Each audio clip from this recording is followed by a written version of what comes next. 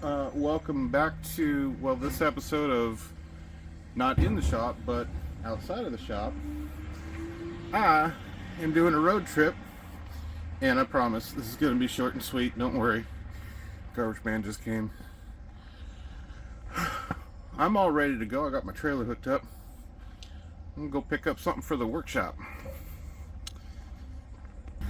But it's cold, it's dark, and I'm heading up to New York. Not on foot. Let's get in the truck. Here we go, on the road. First stop, fuel. Next stop, New York City. Well, not really, but adjacent to New York City. Alright, we're all full of fuel. I got coffee, got water, some snacks, honey mustard onion, pretzels, and a breakfast sub. And of course, it's chicken. Can't go to Royal Farms without getting some chicken. Didn't take long to hit some traffic. I guess that's just how the day is gonna go. No big deal. We'll get there soon. Well, not soon, but eventually. Alright, road trip update. My truck gets horrible gas mileage with this trailer. When it's connected to the RV, I get about 9 miles to the gallon in the RV. And this is 11.4. Yeah, EcoBoost my ass. Alright, we are an hour and 6 minutes away, 70 miles. Fog is gone, blue skies are here. I should have mentioned that is 11.4 miles to the gallon, towing an empty enclosed trailer. It's a 20-foot, all aluminum, so it ain't that heavy, but it's not aerodynamic at all. It's like a big brick. Alright, here we go. I made it. Let's see what we can come up with. Okay, here's what I did. That extra 4 feet I need for the CNC table, that's huge. Look at the size of the spindle. Oh my god. Very precise shim. Holy smokes. It's water cooled. So I skipped all of the crazy loading fiasco stuff of getting the CNC into the trailer and then going to another location and picking up another thing, and GPS was wrong and roads don't exist, and yeah, I'm backing up a 20-foot trailer in this mess of a city. It's not something I'm used to, but I got through it and did it just fine, I guess. Didn't hit anything at least, so that's good. Now the long journey home. Exactly 200 miles, 3 hours and 15 minutes. Plus potty breaks, and I haven't eaten anything yet today except for my breakfast, and it's 1:41. So once I get on the freeway, I'm gonna find one of those rest areas, stop, grab some food, and then go home. Well, I made it to a rest stop, and I had my choice of Chick-fil-A, Panda Express, or Shake Shack. So I got a burger, fries, and chocolate shake. Gonna have me some lunch, late lunch, and then see if I can figure out how to get over there to get some gas. Not diesel, because right now I'm in the truck area. Trucks and buses. So, updates to come. Alright, we're done. 414.4 miles, 11 miles to the gallon. That's terrible.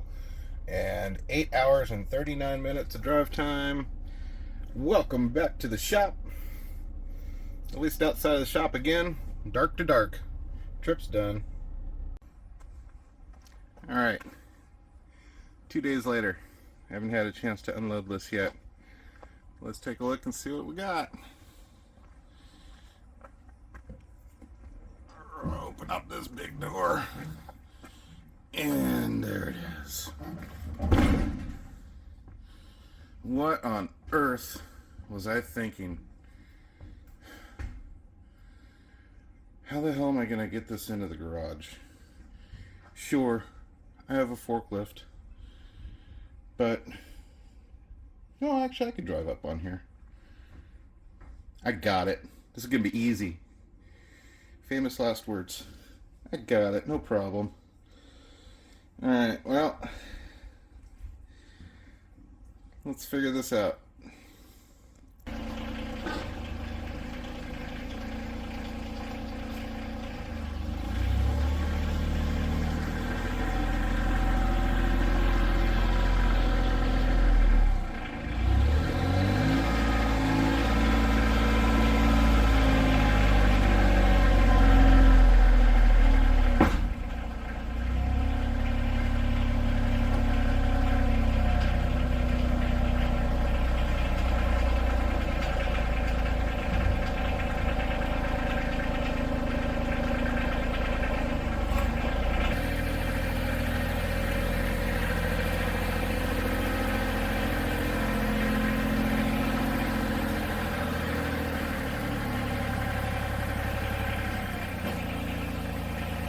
Alright, let me walk you through my plan here.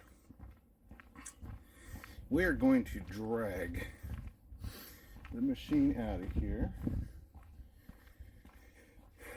I've got the front feet on these skibs, and the back is being supported by a pallet jack. So I think I should just be able to pull it out and get it down on the ground. And I really haven't figured it out since, or from there.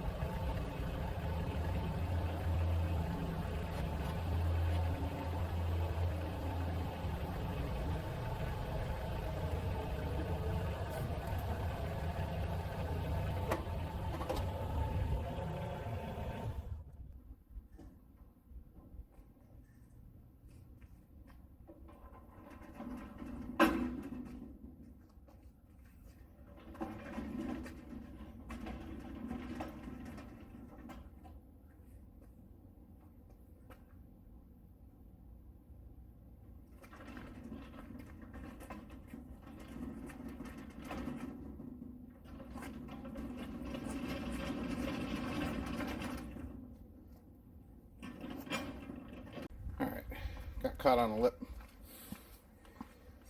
That's alright. We can get it. We're almost there. Well, it doesn't look so big now that it's coming into the garage. Or does it?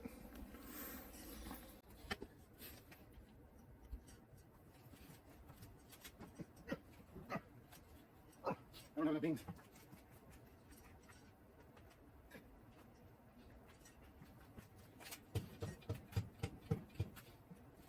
It's wood.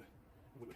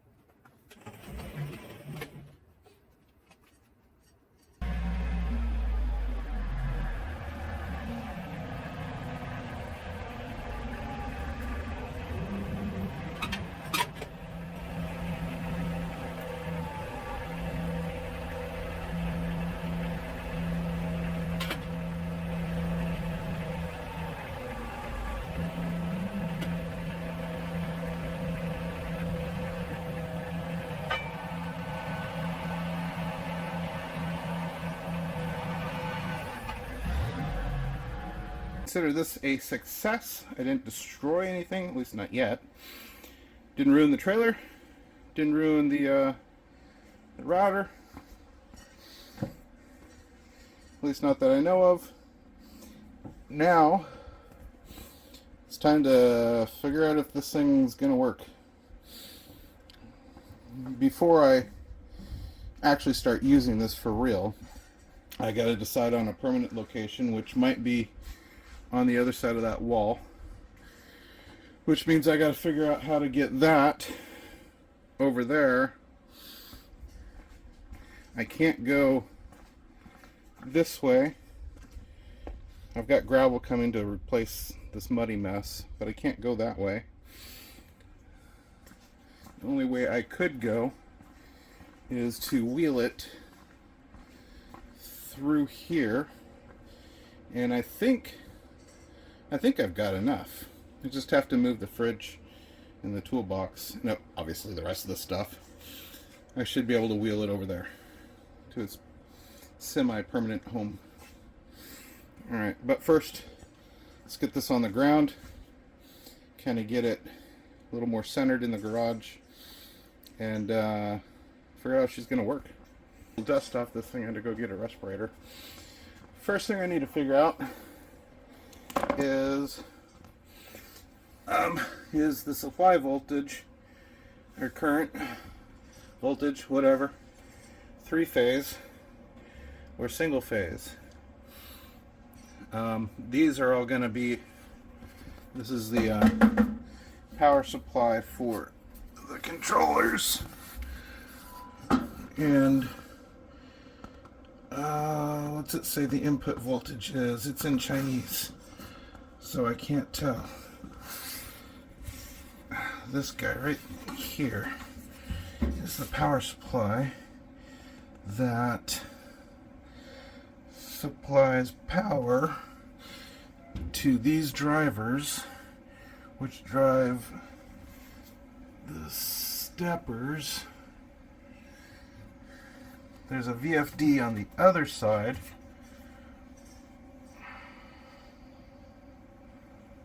And I don't know what voltage that requires.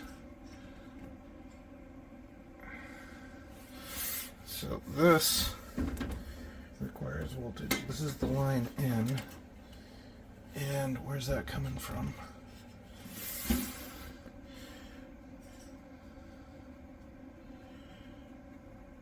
It's got goo on it. So they glued it down. LN. Where's the PC hookup? There's PC hookup there.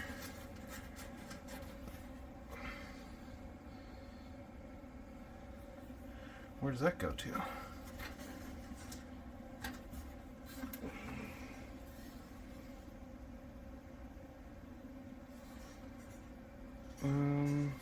Let's crawl underneath and take a look at the VFD and see what we can learn by looking at that.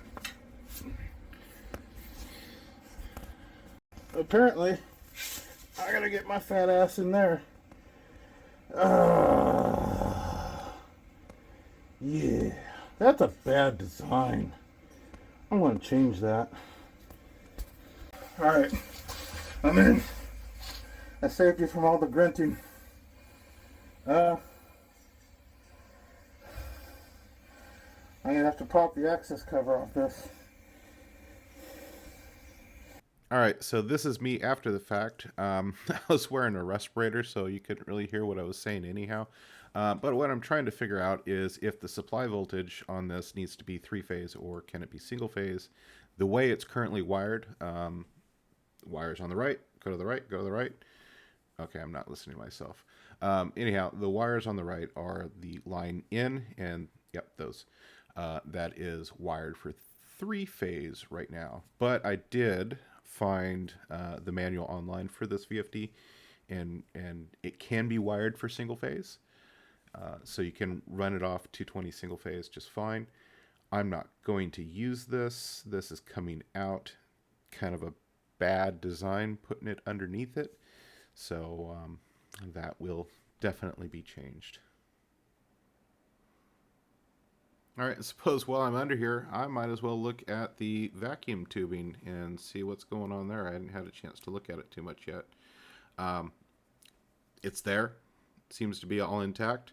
I did notice, you see there with my hand, there's like some bean bags taped to some of the tubes, maybe for harmonic vibrations. Yeah, there and there, I'm kicking them. Not sure what's going on there. I thought maybe they were leaks and somebody tried to like wrap a bunch of tape around it, but turns out they're bean bags. Don't know why. We'll find out though. This has a 120 input, I think. Yeah, no surprise, we're running Windows XP. And my mouse not working? Oh, detecting new hardware. I need a mouse pad.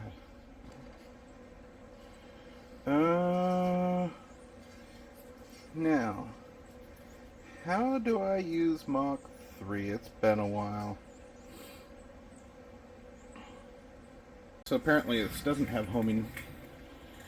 But I set up the hotkeys so I can just manually jog things around.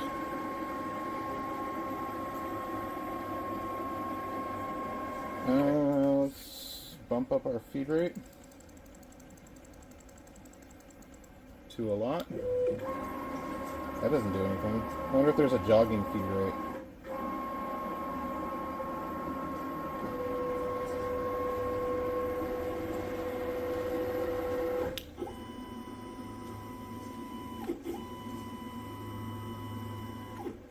Okay.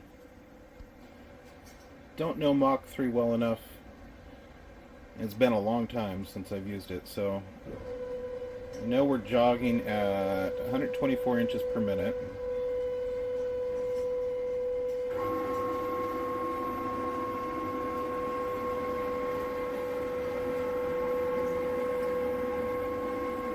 There's no limit sensors.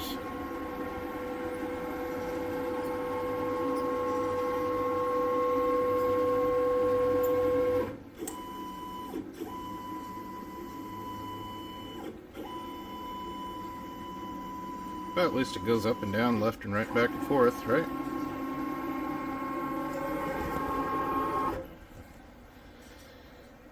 Free thinking here. So now that I know X, Y, and Z works, I'm gonna not use this freaking monster spindle. Look at the size of this thing.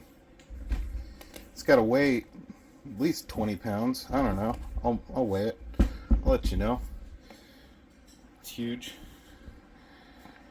I'm going to replace the spindle, pull out that 3-phase VFD, and run something more like what's on there, but probably with an auto tool change.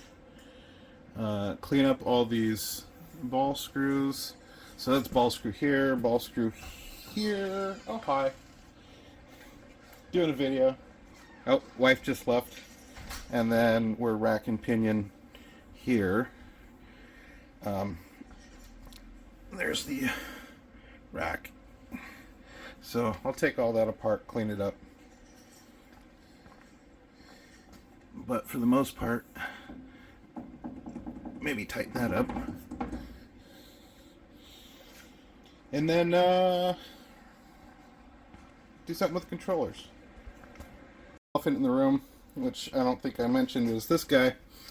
I need to take a picture of that and have it translated. But this is the regenerative blower, also known as the vacuum pump, that I will use for the vacuum table on this thing and hook it up to there. This is 3-phase 220, and so I bought this VFD. This is, I believe, what did it say? 5.5 kilowatt, so 7.5 horsepower. This is, I think, a 10 horsepower VFD. I don't remember, but anyhow, it was more than adequate to run this. So 2006. Okay, well that kind of dates everything. Older than I thought. I don't even know if this spins.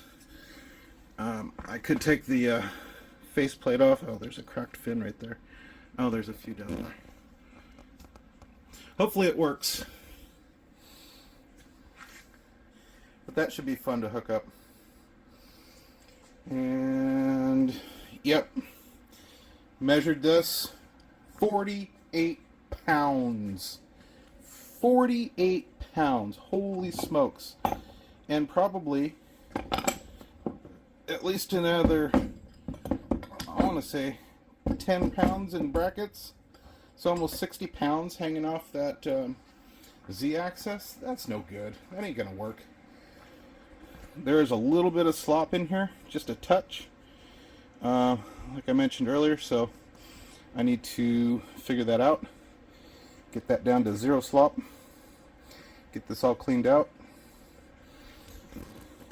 Bones wise, I still think I'm good, still think I'm okay. I'm going to pull that VFD out, and I'm not running that motor. That's just stupid. And so I need to order probably a 3 kilowatt would be just fine. 2.2 would be probably just fine. Same thing that I have over there. This hole is not straight, so I'm gonna have to figure out a mounting solution for this. I may get an adapter plate to put on there. That's it for now. So I'm gonna wire up this. I said that's it for now, but then I kept talking. I'm going to wire up this blower tomorrow, and we're going to test that out. That'll be fun. That'll be like, maybe not at the click of my finger, but in a few frames. Or not.